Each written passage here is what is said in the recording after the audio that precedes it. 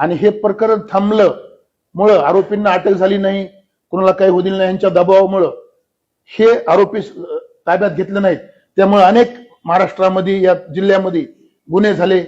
Santosh देशमुखांचा murder झाला, त्यानंतर आणखीन बापू आंधळेंचा मर्डर झाला, असे आणखीन प्रकरण झाले. का झाले तर हे प्रकरण स्थानिक आमदार धनंजय मुंडे साहेबांनी दबावाखाली दाबून ठेवलं आणि आरोपी ओपन होऊ दिले नाहीत.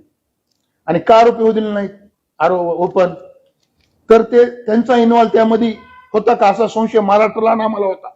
तर आज ब्रेन हॅकिंगच्या चाचण्या झाल्यात 5 लोकांच्या 10 लोकांच्या, जी आरोपी आहेत त्या आरोपामध्ये किंवा त्यांच्या चाचण्यामध्ये असं निदर्शनात आलेली माहिती आमच्याकडे मिळाली की या माग स्थानिक आमदार धनंजय मुंडे साहेबांचा हात आहे किंवा त्यांच्याच म्हणण्यावर माधव मुंडे यांचा मर्डर झाला.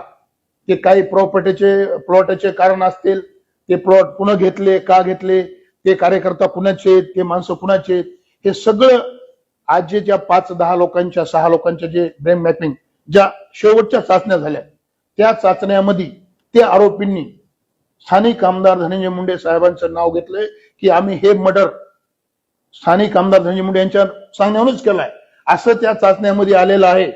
तरी पण त्या आरोपींना बी अटक केलं नाही. आणि हे जे घडून आणलं स्थानिक आमदारानं त्यांना पण त्यांची पण काही चौकशी झाली नाही.